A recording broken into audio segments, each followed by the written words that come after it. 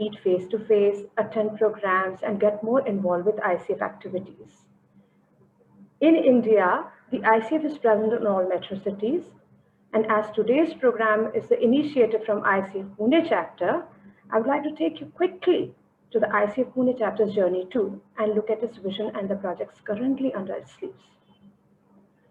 I would like to add here that the ICF Pune chapter started 3 years ago, and it has grown from 39 members since last year to 60 plus members this year, out of which nearly 25 to 30 members are accredited by ICF Global. The Pune chapter is a consortium of high standard coaches and mentor coaches. Also, the ICF Pune chapter, through its active involvement in coaching programs, in carrying social impact projects, and taking peer coaching initiative, is on its way to become a charter chapter in India.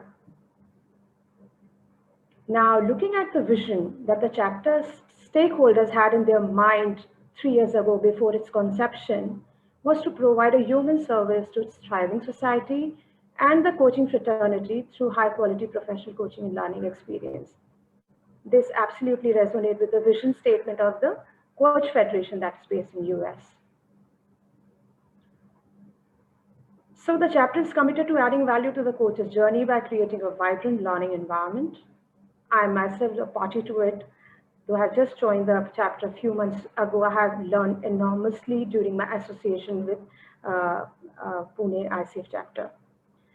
And projects in Pune are centered around three anchors: learning from the experts, co-learning from peers, and broadening perspectives through interaction with other universe.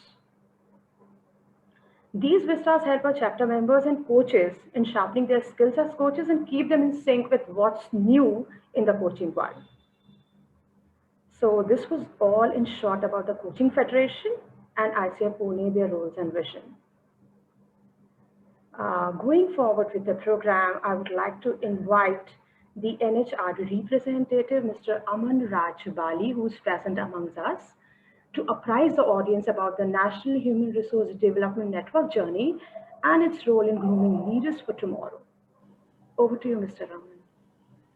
Thank you so much, Ranu, and thank you for taking us, doing that small exercise. It did help me.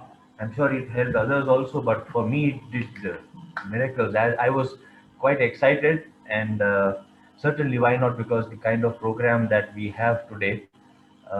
So, thank you so much for that good experience. On behalf of the entire National HRT network and the Pune chapter, I welcome all of you here on this very exciting day. The मौसम बहुत बढ़िया है, and whenever we have such kind of a webinar, I don't know, it's a coincidence or I sit near this window and a lot of greenery and थोड़े से बादल भी छाए हुए हैं. मौसम थोड़ा सा मेरे अंदाज में बोलो तो आशिकाना भी है. Yeah, and we are going to talk about some exciting topics, that is coaching. Before that, all those people who don't know about National HRT Network, we are a national body of HR professionals working towards developing the community based on networking. Started off many, many years ago, more than 3 decades ago, by a couple of gentlemen. Dr. T.V. Rao, you've heard of him, the late Dr. Uday Parikh, and their colleagues and friends. They started off in Ahmedabad, and now we are spread across 30 cities in India. Thousands of members, and even, of course, non-members are also associated with us. And we focus on skill development, organizing webinars now in this lockdown, thanks to the COVID-19. We've used this opportunity and have Pune chapter has organized more than, I think, some 40 to 45 webinars.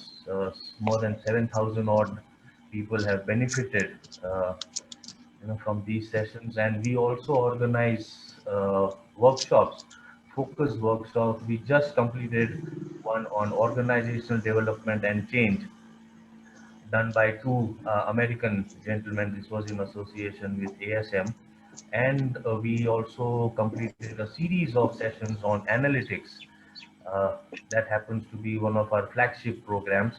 We've been conducting these for quite a few years now. We have our website in place. Our social handles are everywhere. NHRDN Pune. Uh, all those people who have interacted with Sheetal, you can get in touch with her for further details. We are a membership based organization. You can join us, take a membership, and benefit from all that we do. ये छोटा सा brief है about the Pune chapter. Sorry, or if anybody is talking to me, if not, then please mute. We'll interact later on. The Pune chapter, the committee comprises of Anand Khoth, who unfortunately is not with us right now. I mean, he's gone in a meeting, otherwise, he's very much present.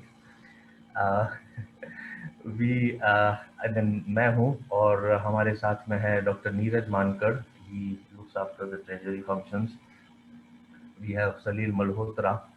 He looks after our media and the other activities, creatives. Then we have a large number of extended committee members who have come together to help us, support us in various assignments and the projects that we take. So currently we have a team of about, I think, 20-25 members. Yeah. And then we have a gentleman called Darpan Singh. I don't know if you interacted with him. तो वो भी है हमारे support में. And then we have of course Sheetal, uh, who's the backbone. So Darpan and Sheetal look after and manage the entire activities of the Pune chapter. And sometimes they make us run around. Also, they push us quite a lot. बहुत काम कराते हैं. Yeah.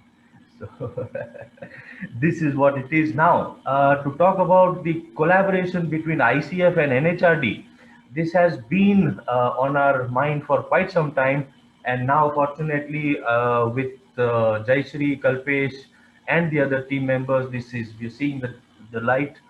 It's coming to action, the implementation stage. Why NHRD is collaborating? Well, we do some work in this field. Now let me tell you, I picked up some one saying, coaching is a unique process of human development, one that works to change a person's life for the better and help him or her achieve a number of specific objectives. I have not said this. There's a person called Ian Berry in his book Coaching, Ask Better Questions, Become a Better Coach. उसमें ये लिखा हुआ है. And the other thing which struck me and which resonates with our HR philosophy and the principles that HR professionals work on, yeah, the actual awareness that the person opposite you is an entire world and isn't lacking anything, and that you yourself are an entire world, allows you to coach him and to think about him in a positive way from a place of reality and abundance. Such an amazing thought. और ये आया है बेनी गैल ने कहा है from the secret of Jewish coaching. you know we as HR professionals are work for the development of the people, the employees that we interact with, and this is such a lovely thought. And fortunately coaching is also that, and ICF is also working on those same principles. you know and I'm sure that all the people who understand this will be able to grasp, and build upon more and bring in the culture of coaching in organization.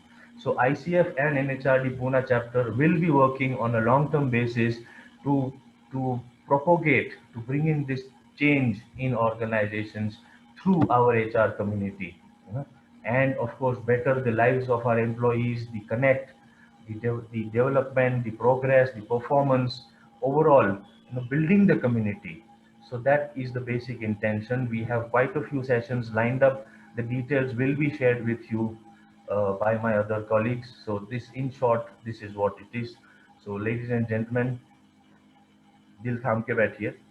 We have Priya and Vinod with us. Vinod is an old acquaintance and a friend, very well renowned in the industry. प्रिया के बारे में अभी आप लोगों ने जो लोग join किए हैं उन्होंने सुना है उनके बारे में.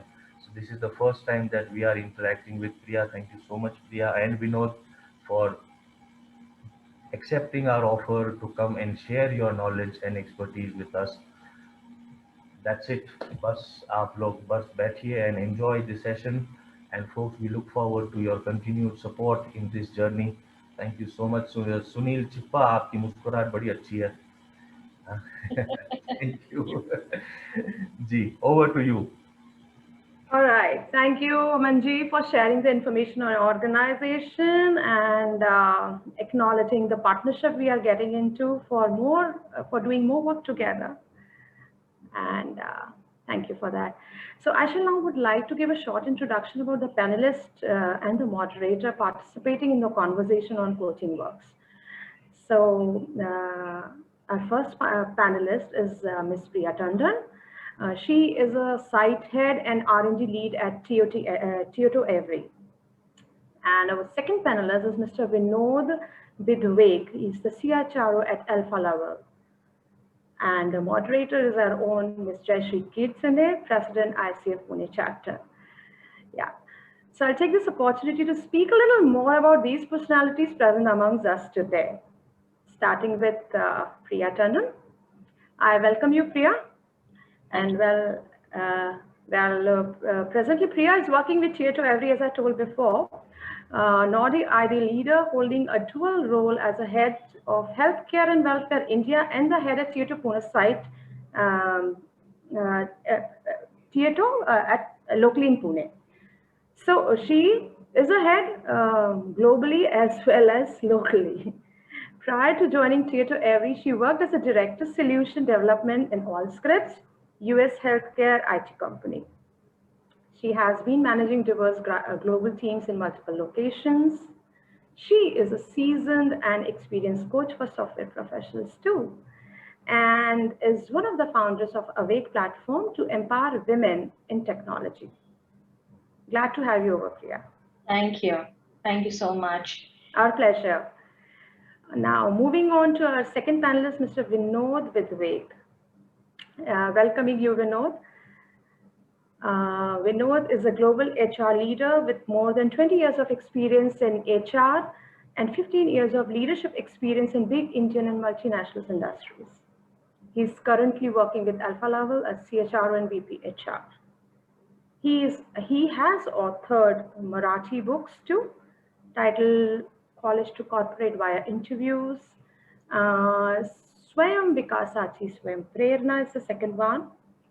Another one is Vyakti Matva Vikasacha Collage. Apart from that, couple of English titles that I got to know are his works are Password to Enrich Life, Holistic Approach to Human Engagements, and he is a recipient of a prestigious Asia Pacific HRM Leadership Award in 2014 and a Vibrant Gaurav Puraskar in 2016. So his accomplished Vinod for you all today evening. And coming to Jayashree Kirtane, she is the president of ICF Chapter Pune. She is trained in mathematical economics. It was during her work tenure at J. Krishnamurti Foundation that she figured out her calling for learning applied psychology. And that eventually led her to become one of the 100 most fabulous coaching leaders. She owns a consulting firm. She's a mentor coach. She's a faculty at Institute of Product Leadership Bangalore. She is also a speaker at Society of Women Engineers and a board member at Foundation for Children Protection, Muskan. Great achievement, Jayashree. Phew, I need to catch my breath here. So welcoming the most talented and humble Jayashree too. I welcome you all here on this webinar and would like to hand over the reins to Jayashree to take it forward. Jayashree, all yours. Thank you. Thanks, Ranu. And, handing over reins seems like, very, that of adrenaline. No, yeah. So, thank you all of you to be here, this evening. It's a working day finally and evening. So thank you. And thank you, Priya and Vinod, for accepting our invite. The partnership that Aman talked about, and we're going to have a series of webinars and something else about which we will talk a little later. And the title of this particular webinar is Coaching Works, right? So it does, and that's our belief, and that's our belief, which is a shared belief amongst all three of us, and therefore we are here, in conversation for all of you. So, before even I ask both Priya and Vinod as to what has been their tryst with coaching. I think one of the things that I would like to share with you is the thing that inspired, of course, the works of J. Krishnamurti, but the exact moment of change from math econ to applied psychology happened in a meeting which I did not even know was called a coaching meeting back then, 17 years ago. And in that meeting, a couple of powerful questions asked by the person really made me think as to what am I doing and what should I be doing. And that really, helped me change my entire life. And so in that meeting, I saw him and I said, I want to do what he's doing. But I did not know that what he was doing was coaching. I did not know that he was called a coach. And here am I. So I'm really, paying respect to my first coach and mentor by speaking about coaching works here with all of you. So Priya and I, we really go, long way. I think we just were talking 13, 14 years ago. So we have met through interventions at her company. And so Priya, I think first your story as to what is your connection to coaching? Okay, sure. And there is always that particular moment of change that happens in everybody's life, and you are absolutely right. When I was telling you the story, which is, when I became a manager for the first time, I hated it to the core, just because I never wanted to go over there. And precisely one of the very heavy reasons for that also in 2004 or that during time period. If you are in a very established product company and if you are going for a manager, basically you couldn't do technical. That's why you went into management. That is the reason that you go into management, and that is what is the image that was put on me. And I really hated it to the core. That why am I into this field and why it is happening and things like that. And that time, my manager actually kept telling me that you have it in you. And I was thinking like, oh, this is such a political game that this management is playing. Well, you have it in you. What is the meaning of that? You have it in you. Is it that you don't have it architecture in your view? That is why you are a manager. So from that time, where we are here into management now, there is a immense amount of journey, and I seriously started loving the leadership role from the time I understood that it doesn't have to be the role of a command and control. And I have actually got, and I was telling you, one of the things that I started understanding that this is a field that I really want to believe in, the leadership field is want to believe in because it's a skill. It's just that you don't happen to be there. And the coaching was a very big part of it. And this is the moment when I actually attended for one of your first session that you have given us. And that time you were not in with ICF or something, but that's when I understood, oh, I'm going to enjoy this journey a whole lot. And that session was all about perceptions. And I really love the fact that we are talking about not black and white, and we are talking about perceptions. And from that time, in 2010, 11, when I came in touch with Navagati Bangalore and started working, taking a coaching from Aruna, that was excellent change in the life. So that's when I absolutely understood that not only that you can be an extremely good business leader, you can actually create a self-sustainable system that will scale you up and actually will be contributing to your own growth. So that's it. That's about my journey into coaching. So I'm a lead promoter of coaching. And I've done a lot of work into this to be able, so that the leaderships that are upcoming and also whether formal leader or informal leader actually understand the changing needs and actually enjoys their job by learning how not to tell but to ask. It's a very big journey. So that's about my journey. Thanks, Priya. And Vinod, would you like to come in? Those of you who are not very familiar with Zoom, I'm just saying that there is on the right hand side, you'll have the view button on the screen. So you can, if you want, you can have a speaker view. So you get a good closer look at your speaker. Yes, Vinod, over to you. Yeah. Um, you know, I'm fortunate enough that I got a lot of formal and informal coaches. Initially, when I started my career, maybe in a, having started as a management trainee and then, grown as a professional, I was not aware about that, my boss or my boss's boss. Most of the time, it was boss's boss, because that time boss was not that, but boss's boss always used to speak with me during, in the canteen in the lunch table, asking me, what are your hobbies, what you are doing, how the job is going.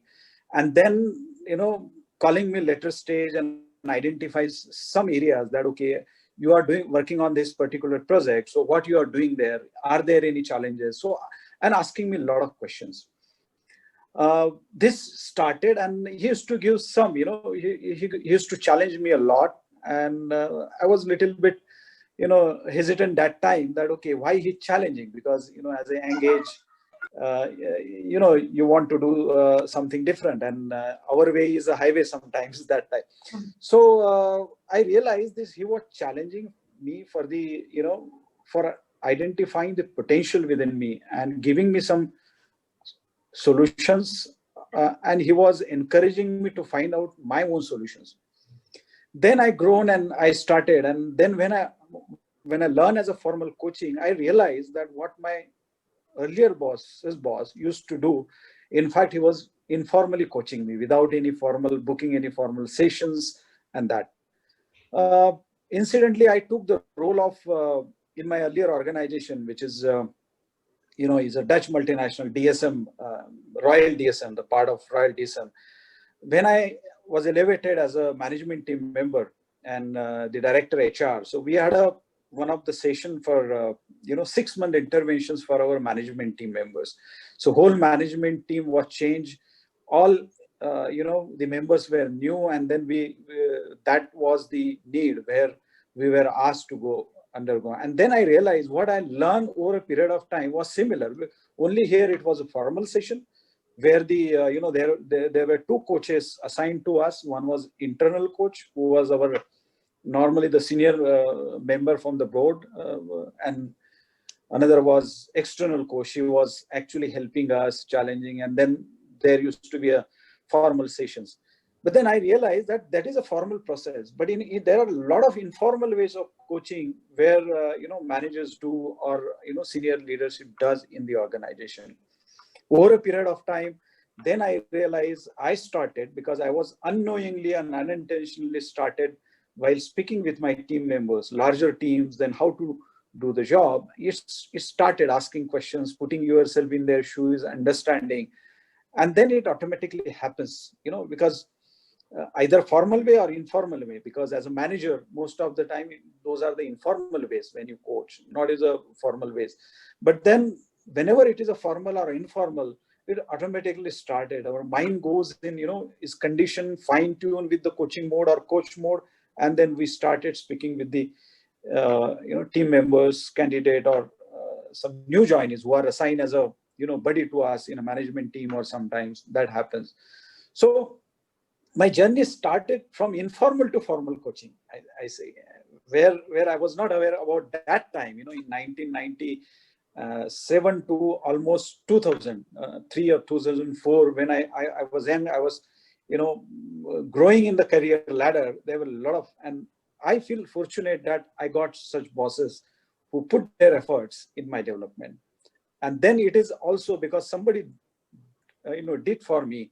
So it is my duty to give it some the team members. So I also see that as a value addition to the business and to their, because coaching is also making the difference in somebody's life and helping them find out some answers. Not necessarily you give the solutions, but then find out so that they themselves do that and find out particular solution which can be replicated by themselves, rather than giving the easy solutions.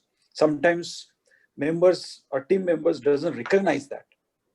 And I remember when we had a senior leadership meeting in Shanghai, there were global leaders, and one of the agenda was about the people agenda. And when we were discussing about, everybody was in agreement that yes, development is necessary. We need to develop the people. But then everybody was saying we don't have a formal or informal ways. Then I asked the participant that how many times you think that your manager coaches you. So there are hardly 2-3 people raise their hands.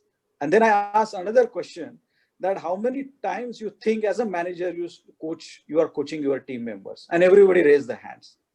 I think that's I think the catch we need to understand. Wonderful. Yeah. And yeah, very often they say, right? I mean, the leader is conspicuous sometimes by his absence, and so is the coach. Yeah. Thank you. Thanks. And you use the word, the asking questions pretty often in your narrative. Just telling Priya the other day on the call that one of my coaching clients in a WhatsApp conversation was asking a lot of questions, and I said, "Oh, you're asking a lot of questions," and he said, "Oh, are you kidding me? People make money and people make whole asking questions." By asking I questions. said, yes, of course, that is true. That is true. So, my question to both, you and Priya is, because we are in this, auspicious company of a lot of HR professionals. Some of them could be L&D, some of them could be business partners, and so on. So, what's with HR and coaching? I mean, what's that?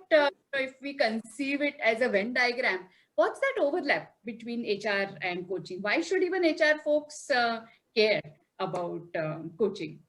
That's my question to both of you. Yeah, I will take this question as I think the overall the concept of HR, if you compare 10, I will say when I started my career,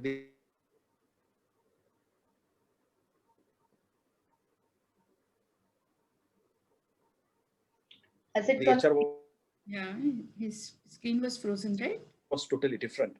And today HR is a transformation model where we are different. Am I audible?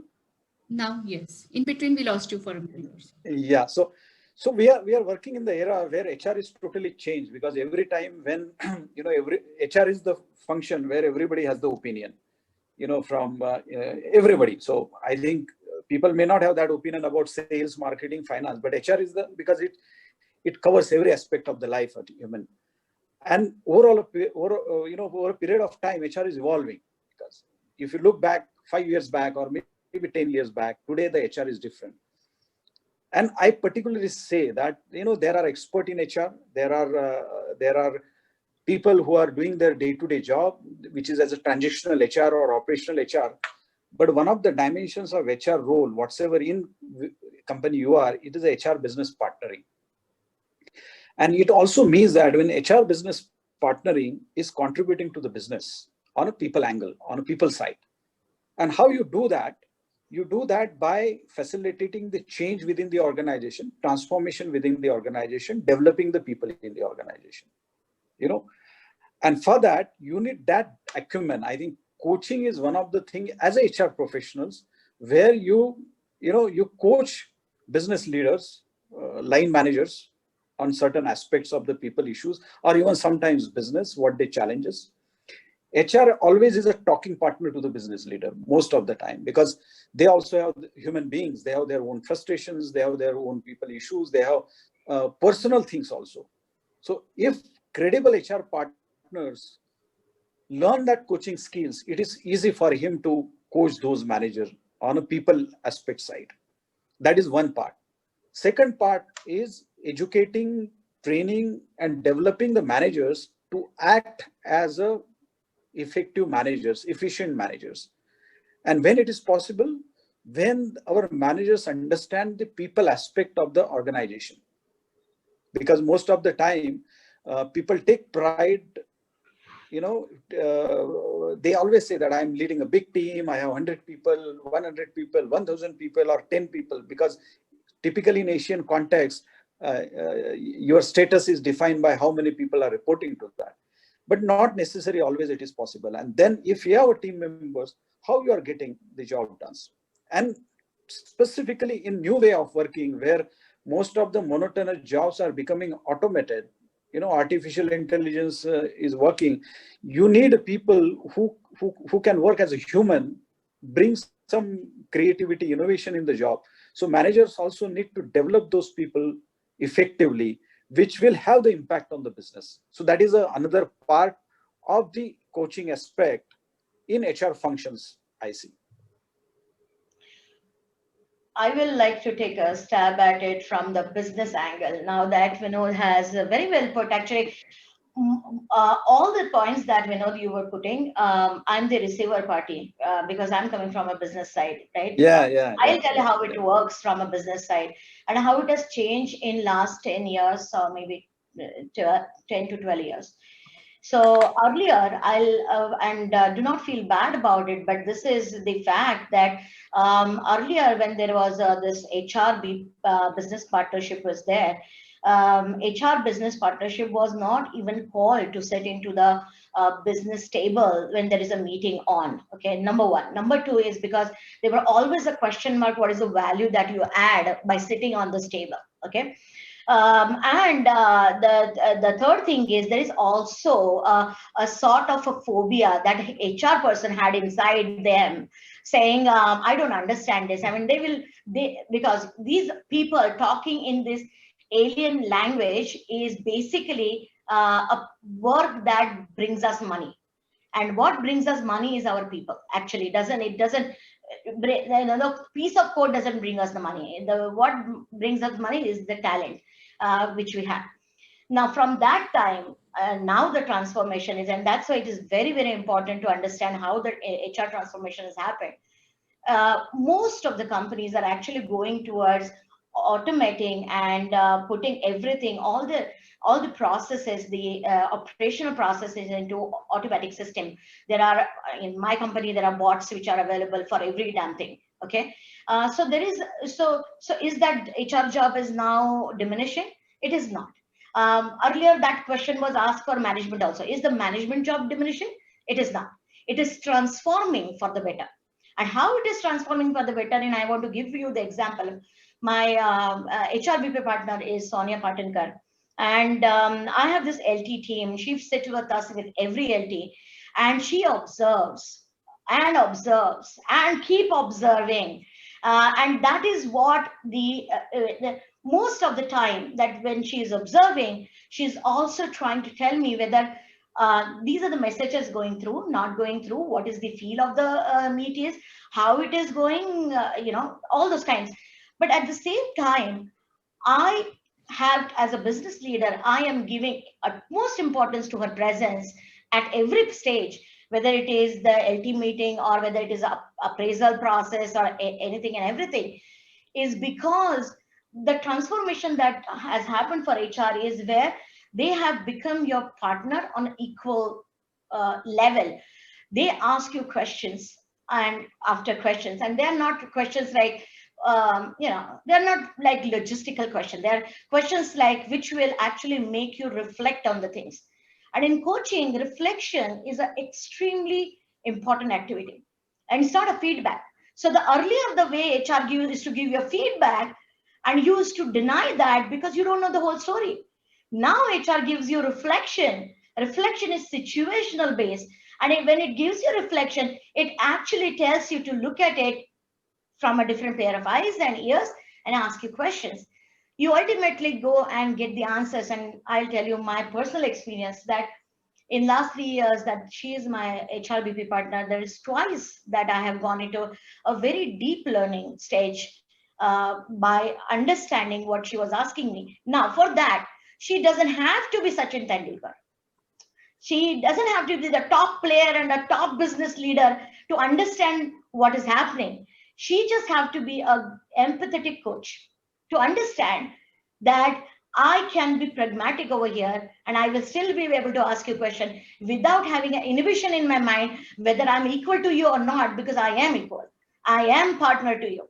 So I think that is, that has brought not only a lot of value to her, but it has brought a lot of value to my LT for sure, because she's not just a soundboard. She is somebody who would ask you questions to find your own answers. So, and that is a change, that she will not judge, that she will be completely unbiased about it. She'll be she'll be completely detached about the whole thing. It doesn't make any difference for her. So I think what Vinod was saying, I absolutely 100% agree with him. This is what is happening, and that is why the HR and the business should come into this coaching field, because most of the businesses goes through the transformation, not just 5 years and 10 years. Now they go through the transformation every 3 years, because the market is changing, the business is changing. But that's it. I just wanted to make sure that I reciprocate to what Vinod was saying from the business side as a business leader. Thank you for being ambassador, Priya. Big time. Big time. Yeah, thanks, Vinod and Priya both. And I think what I heard you say, Priya, was the courage, and the courage, but still non-judgmental, and ask questions, not just a sounding board, but ask intelligent, incisive questions, so that the business leader really thinks. And this is exactly what, because while I'm a panel moderator, I'm also wearing my here, and this is exactly what we've been trying to talk about. So one is the whole credentialed path of coaching that many of us have taken, and that's because we've chosen that as our line of business, so to say, right? But you don't have to be, one doesn't have to be a credentialed coach to really embody a coaching mindset. And that's exactly what we've been talking. So, come to think of it, mota kya cheez hai coaching mindset mein, right? One is asking, first of all, active listening. And in active listening, all that your non-judgmental thing especially will come.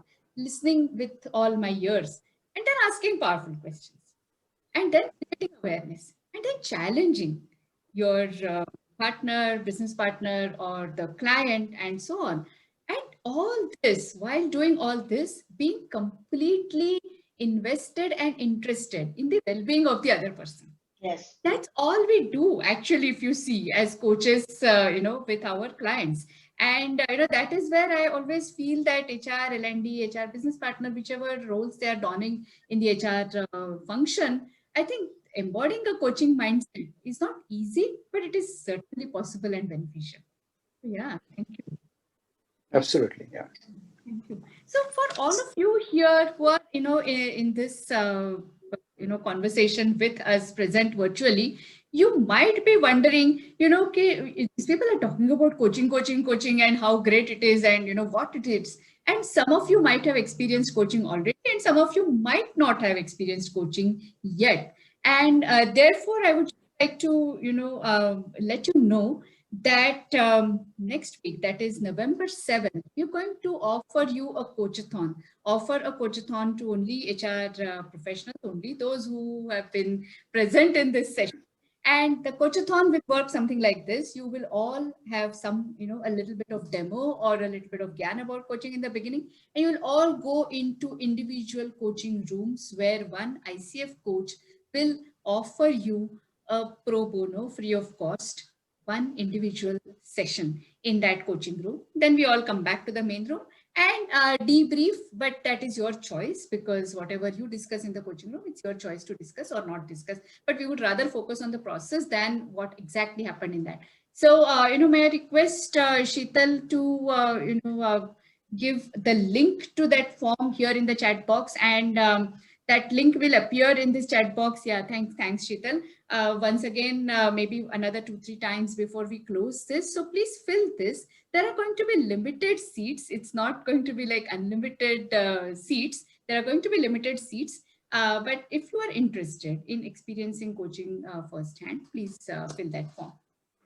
Yeah, thank you. Now going to the next, question and predicament that we, I know both you, Vinod, and Priya have been experiencing it.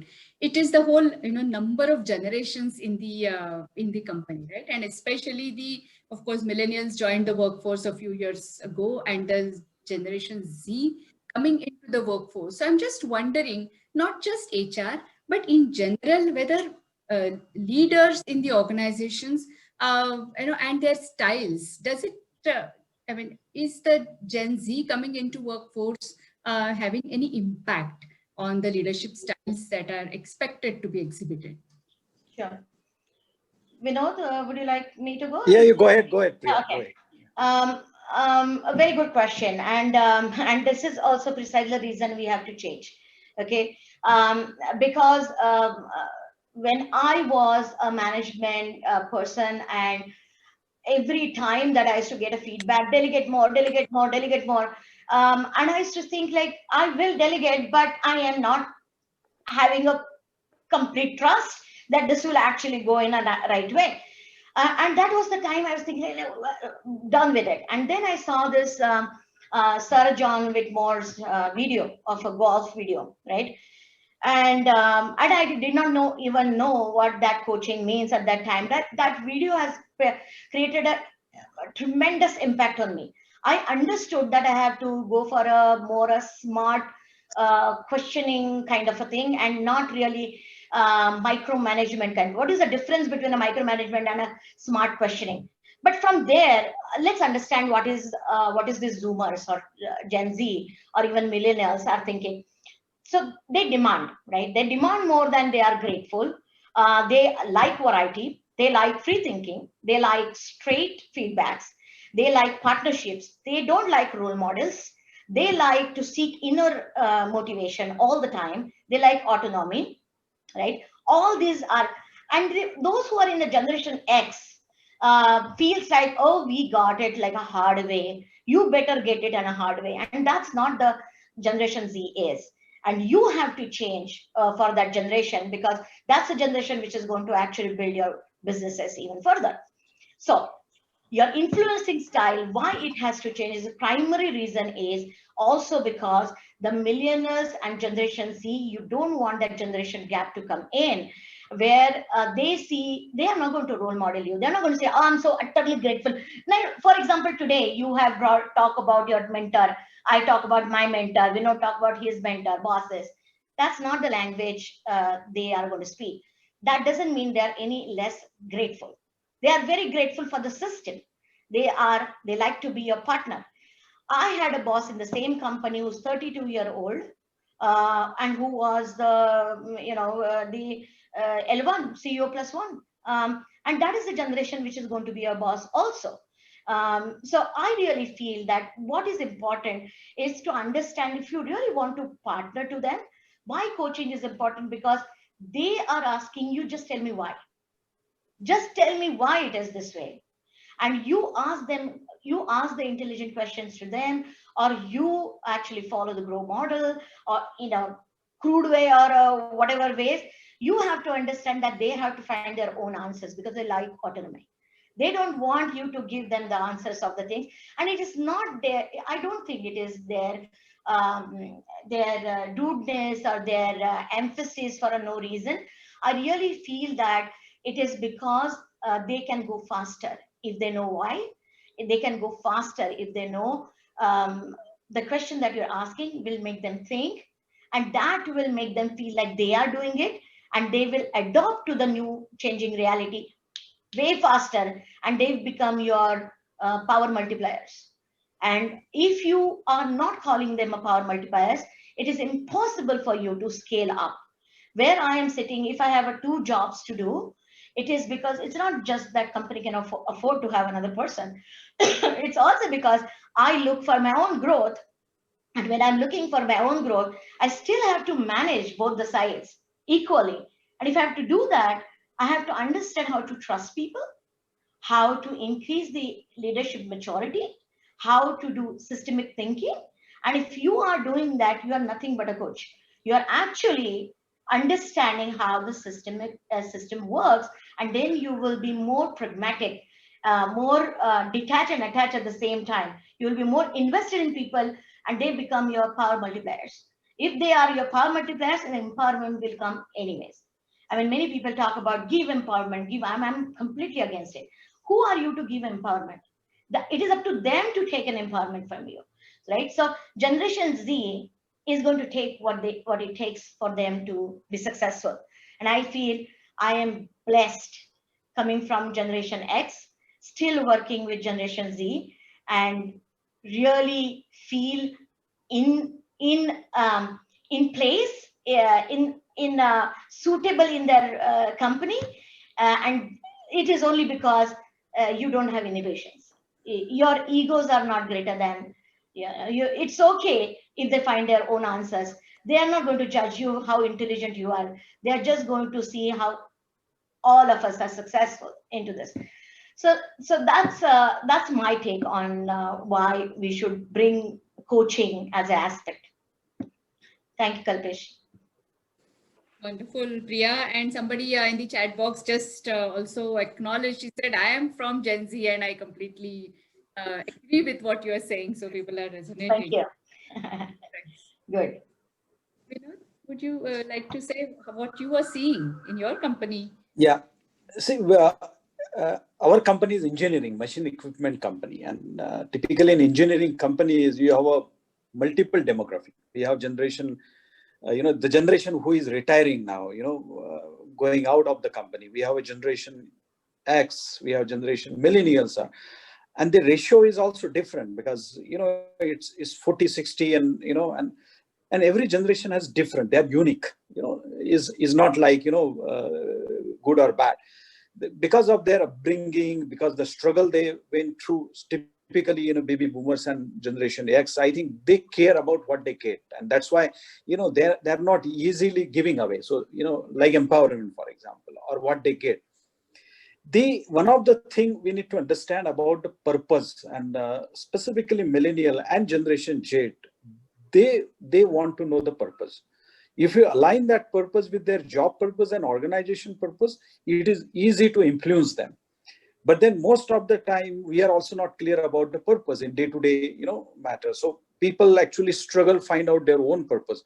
I think we have a lot of very, purpose, mission statement, and everything is in a, written in a wallpaper and, exhibited on the corporate corridors and other things. But as an integrity point of view, how people understand that and how we actually follow that, for example, where we need to coach, train, and develop them.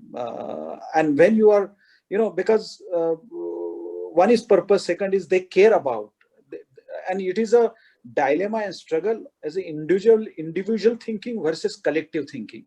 Sometimes you may feel that millennial generation or generation, they are individualistic, but then they also care. They are friends. They will actually go and collectively in a teamwork, they will work together, because that is very, and that you have to put yourself in their shoes. Empathy, normally the people says that you need to be curious about the people.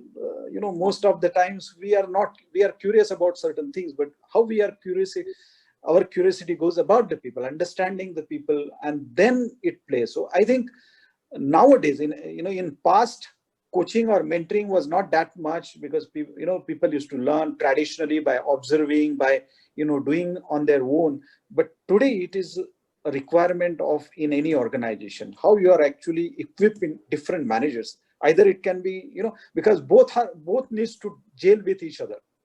And it's also applicable how you coach millennial generation and Z generation, and how you coach X generation, because they need to work, and they need to work in sync for the benefit of the organization. That's why I fully agree with that. They are different, and we need to be have a unique style, unique coaching style for them. We have to identify that, and that's going to be the value proposition for HR professionals, in fact, going forward.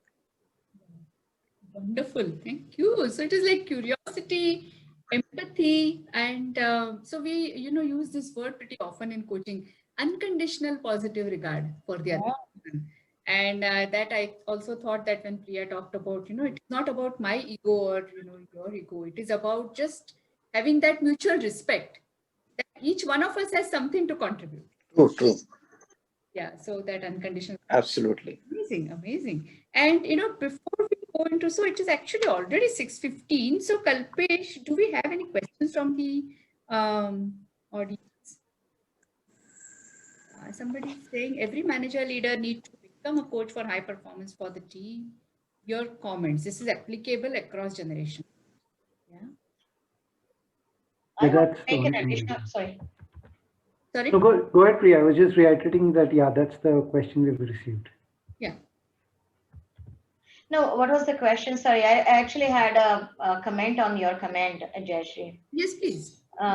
Actually, when we talk about coaching, let's understand coaching is not limited to the managerial or a formal leadership role. Okay, in generation that, in world that we are today, and most of them, I'm talking about from IT product perspective also, or IT company perspective also, most of the places that you will see that everything is agile ways transformed. And if you have not read a book called Management 3.0, I insist that every leader should read it. Management 3.0 is something will tell you that where the coaching really works, where autocrativeness really works, where your command and control will work, where your consulting will work, and things like that. But it's a very practical book. It's a book written by a person who has gone through it, and it's not a somebody who is a scholar who has written it, somebody who has experienced it and failed 3 times has written it. And I really value such people who fail and then write a book saying, hey, this is the way I failed. And I really like that. One of the things that I wanted to tell is this coaching is required at every level. For example, there are Scrum Masters who are leaders. There are architects who are also leaders. Those are leading the project. They are also leaders. There are so many. There are not just people who report into you are leaders. Okay, leaders are anybody who's driving any particular initiative as leaders, right? And there will be multiple leaders, and they will work in the network form. No more there will be hierarchical form, and that is just the truth. You're working in a network ways of working. You're really not working into hierarchical ways, right? So your fate is not decided by just your manager and your manager's manager, and it is decided by the stakeholders that are there and getting impacted.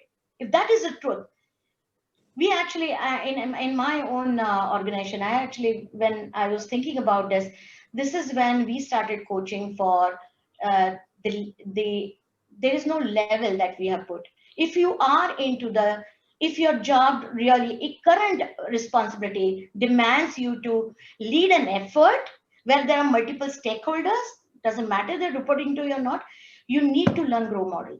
You need to, because the most difficult job is not of a manager. In India, it is not of a manager. It is about a person who's not a manager and managing so many things. That is, and that's when coaching really helps big time. Because why people should listen to you if you're not a manager? I mean, first thing they say, you're not my manager. Don't talk to me. Half of the time that they are just giving into authority. Okay. But then the Scrum Master, why does Scrum Master always want to be a manager? Because they feel I also want this power position. And I want to really talk about this, that power is just, it's so decentralized that I don't think any manager is going to get a job because they can take care of the people. The leaders are going to get job because you can understand the system, you understand the stakeholders in the system, and these people are also stakeholders in the system, and you understand the risk in the system, and then you deliver the system. That is why you will get paid. Not because you are taking care of 100 people organization and you're doing performance appraisal of 300 people, 400 people, 1,000 people, whatsoever. I frankly feel that is the reason the coaching language is important for everybody. So I really want to, I'm not going against ICF. I have done myself an ICF. I insist on people learning the skill more than a certification, because the skill is just going to be bare necessary thing for tomorrow. It needs to be, it will be understood and assumed on your profile that you have this in you. If you don't have it, I don't know how you will be able to create your circle of influence, because circle of control is getting smaller and smaller, and circle of influence getting bigger and bigger. And if you have to survive in this world, then you have to understand how to maneuver all these things without an authority place as such. But yeah. Wow. Amazing. Yeah, absolutely. Vinod, there is one question which I would particularly request you to take. Now, how do you choose coaches? I think, yeah, it is the coach. First thing is the coach and coachee relationship be comfortable, because otherwise it will not work. And it is totally depend upon what the need of the coachee is. Sometimes, there are different ways, like, for what you need, what is the purpose of coaching? Either it is you want to totally transform the, your functional area, organization, or yourself, or the coaching is just handle the performance issues within the team, or it is just development and making the people ready for the next leadership role. What is the purpose? And accordingly, you can choose the coach. Now there are multiple things that, okay, what particular skills you need to the people need to be coached. What are their certain, value addition you want to bring in the coachee. So there are certain aspects before identify the coaching we need to understand. And then, I think there are, and I think, yes, ICF is good. There are different models, things. You have to choose what is like, Priya rightly said, in our organization, we use a GROW model, which is normally very easy for the managers to understand. And then, there are short, it is a compulsory for every managers to go through these sessions. It is a mandatory training. And I think it is working well, because at least, coaching people took it as a very, is a larger things. And it is very difficult, but I think there is, and people sometimes consider that if we appoint a coach, it will be, everything is a black and white. There are certain gray areas in the process. We need to understand what the comfort level of the person is, how the curiosity of the coach is, because coach can bring, take the person to the water, and at the end of the day, it is coach's responsibility. I think that if that comfort is there, then identifying the coach is very easy.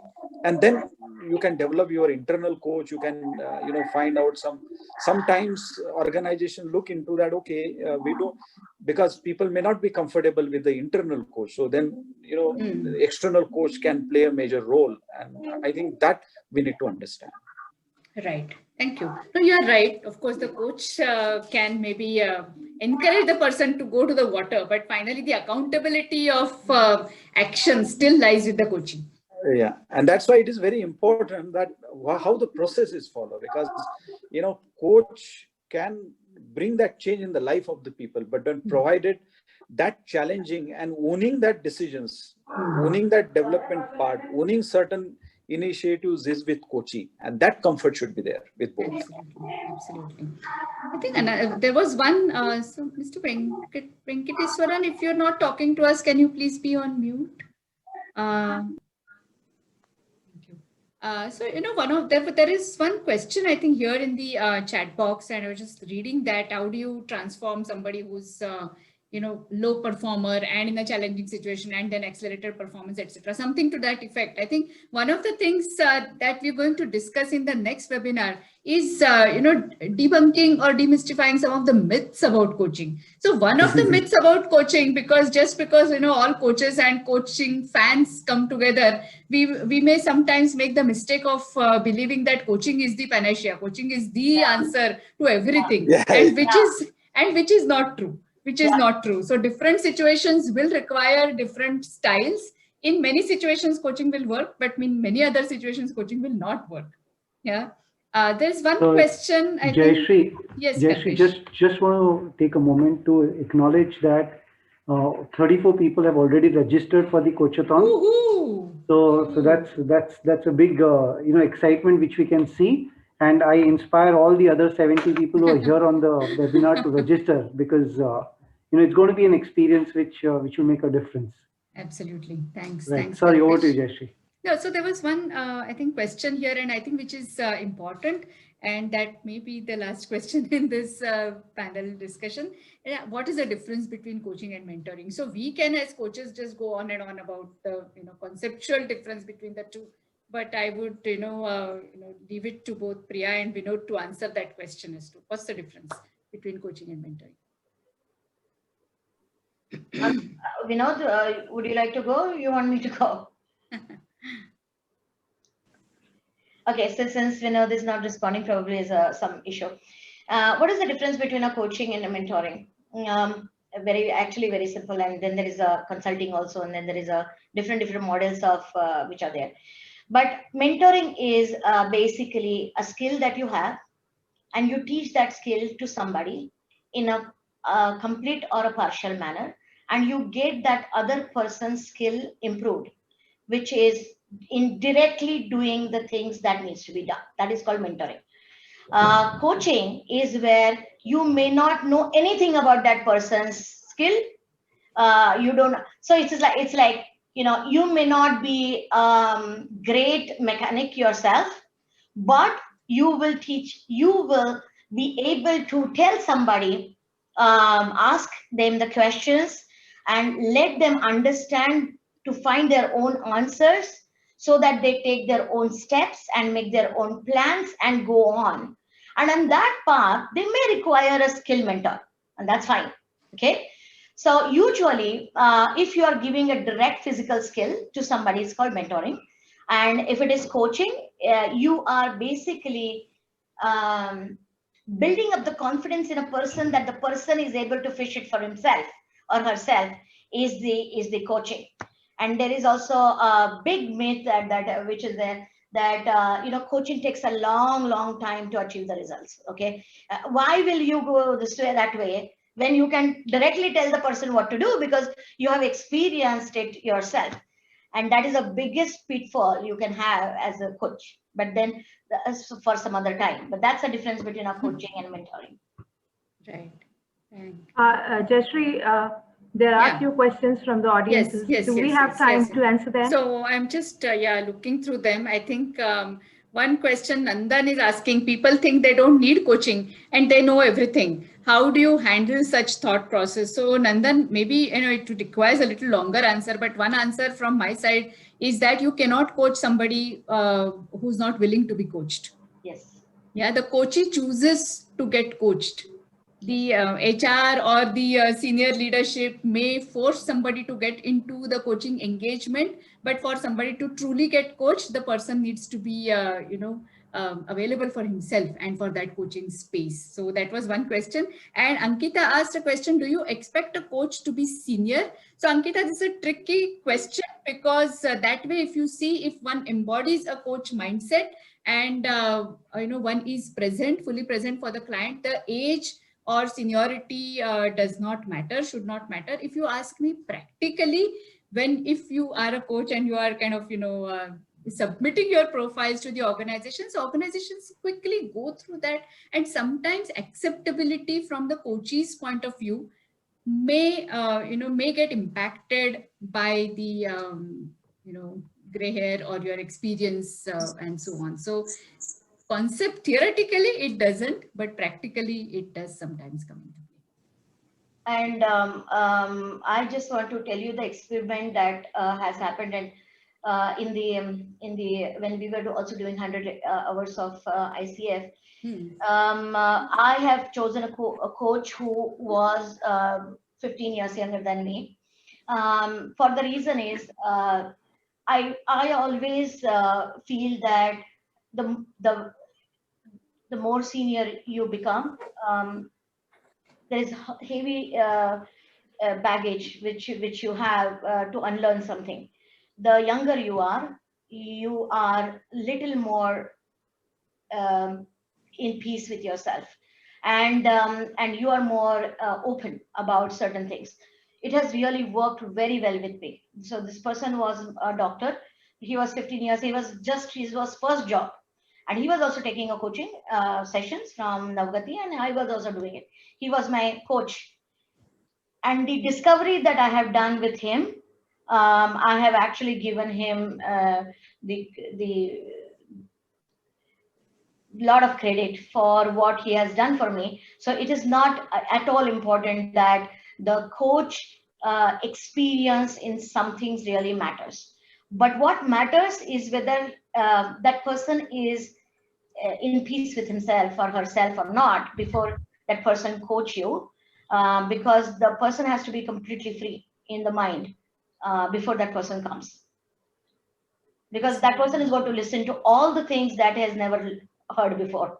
So you should be also mentally ready to actually listen to somebody.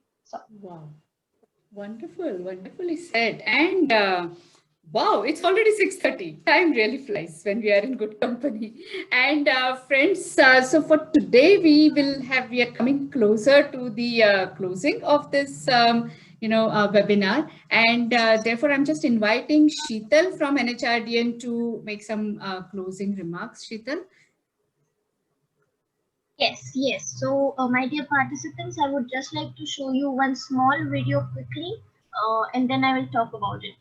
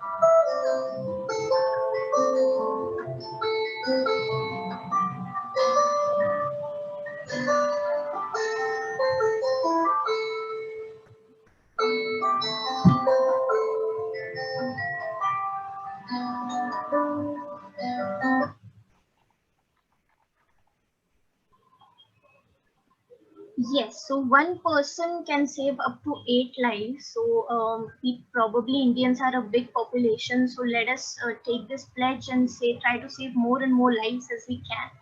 So we just want you to reach out to us and help us in reaching more audience by creating more awareness about this session. So please invite us to your events and help us in spreading the awareness. So please just reach out to NHRDN or iGift Life. Thank you so much for listening Thanks. patiently. And now invite Ms. Ranu to do the further remarks, please. Sheetal, you may want to stop sharing your screen. Yes. Thank you. Thanks.